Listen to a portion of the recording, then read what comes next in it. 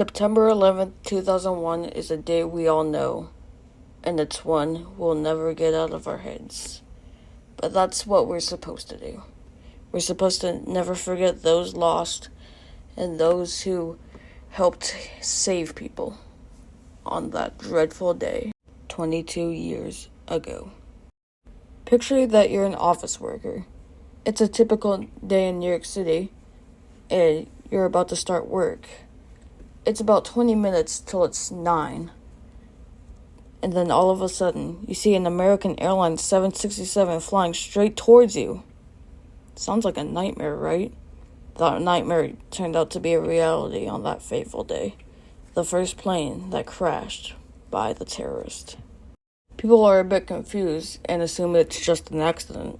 However, not even 20 minutes later, a second plane, which is also a 767, this time United Airlines, hits the other tower, this time with more witnesses and more cameras. Now, there is actual footage of it, but I am not going to show it, and I do not want you fighting for it.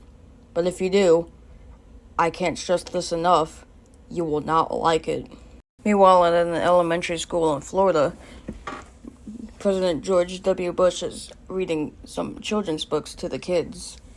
Not even a year into his presidency, he is then informed of the current attacks happening on New York.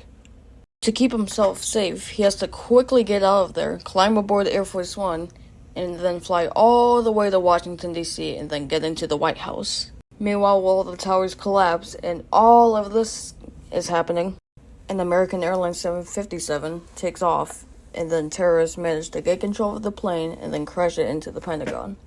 I myself have visited the Pentagon and its memorial.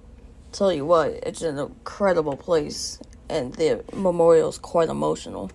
DC was not aware of the 9/11 attacks until Flight 77 hit the Pentagon, so everyone in the Capitol soon after had to evacuate, or rather minutes after, because, it's the Capitol, and DC wasn't aware.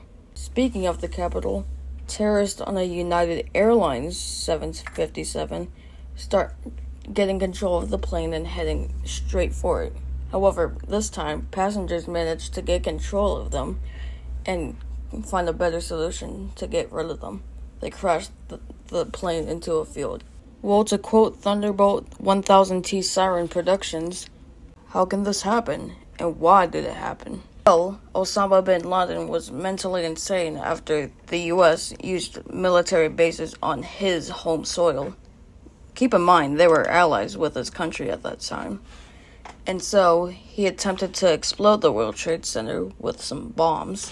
However, the towers continued to stand up with only a few casualties. However, that did not stop Osama bin Laden from continuing to use tiny bombs on the U.S. And eventually, he came up with his biggest plan yet. The group of men who were helping Osama bin Laden do this plan were staying the night at a Comfort Inn in Portland, Maine, and then proceeded to get on planes at Portland International Jetport that were going to the airports their main planes were supposed to take off from. After many years of trying to find literally the most wanted man on Earth, SEAL Team 6 managed to track down Osama bin Laden and shoot him dead in his hideout, which was in Saudi Arabia. After they did that, they buried him with Islamic rites in the middle of the ocean. The most wanted man on Earth would never have a grave that would be used to celebrate his life by his supporters or trashed on by his dislikers. And trust me, there were a lot of them, including myself. And that is how 9/11 unfolded. And that is why, even after 22 years, we shall never forget.